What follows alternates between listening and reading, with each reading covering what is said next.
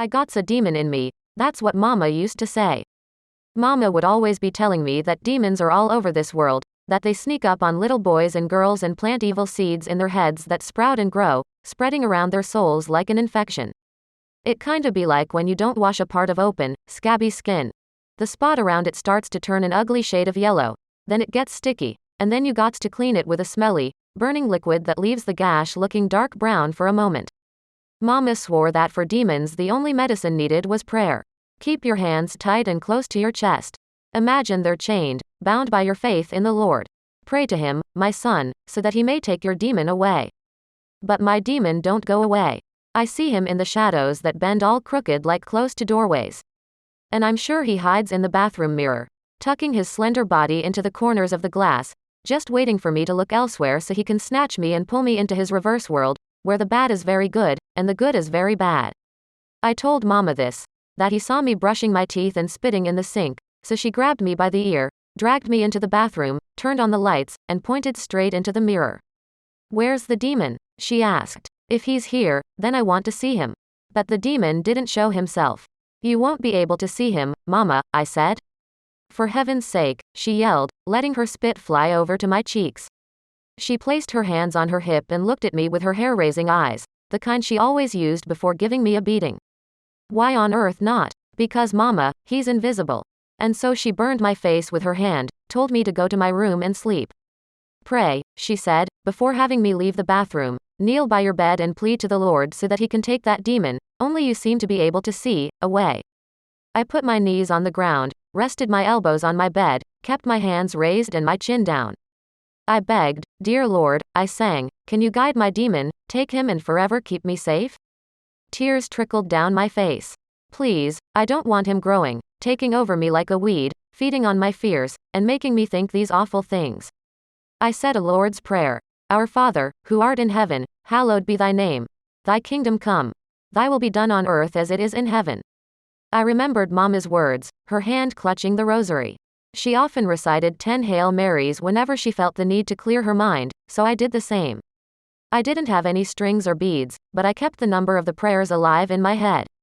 I started with 10, then added another prayer for the Lord, followed by another 10 Hail Marys, and repeated myself until my knees hurt and it was too hard to stand. *10. That's how many times I blink as soon as I wake up. I place my right foot on the cold ground first, followed by then my right. 10. That's how many times I pace from one end of my bedroom to the other before making my bed.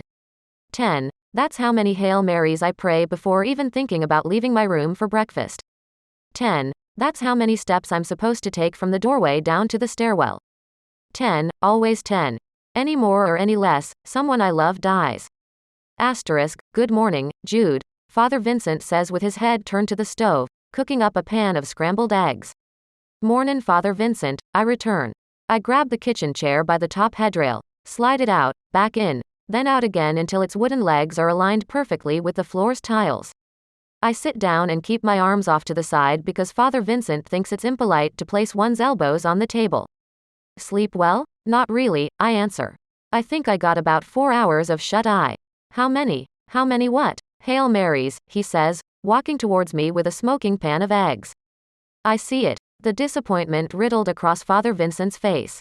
The eggs fly in the air. The scorching pan strikes me square in the head.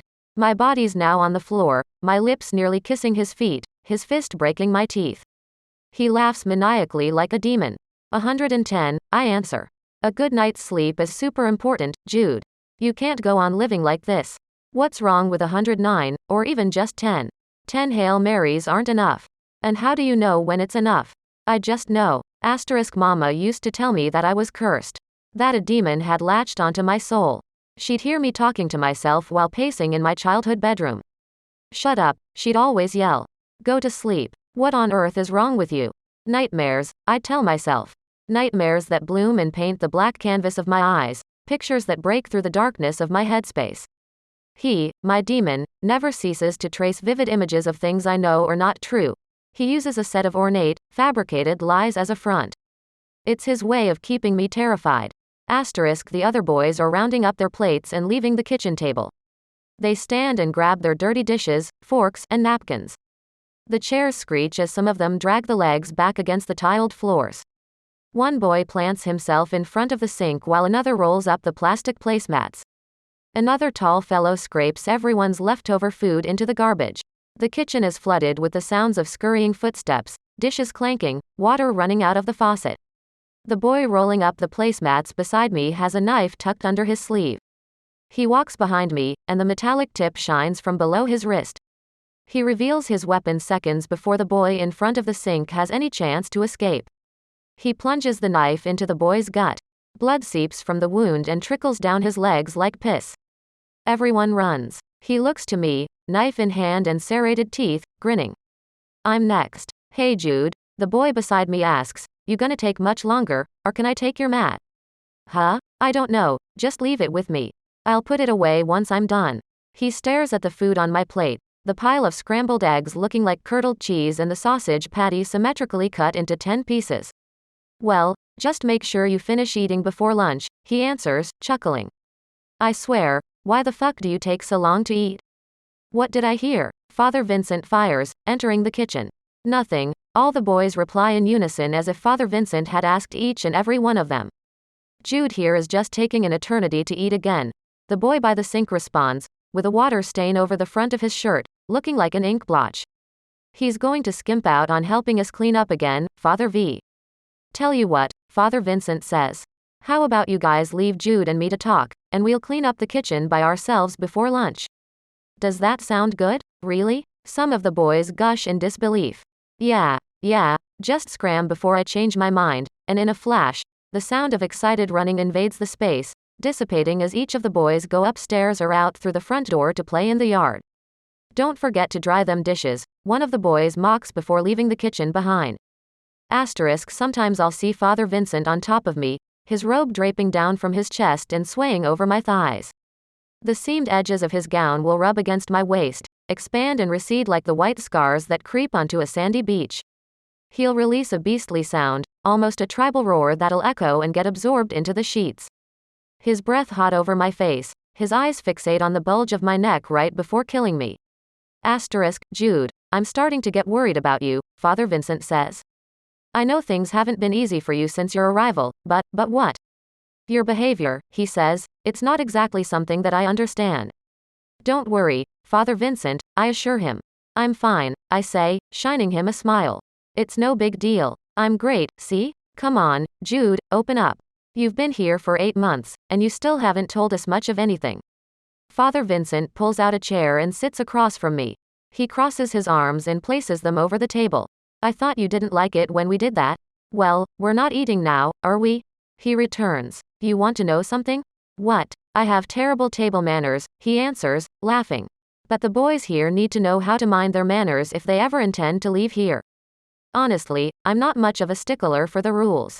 I scan Father Vincent from head to hands, notice his slouching, his head slightly arched forward as if at any moment he could jump over the table and grab me.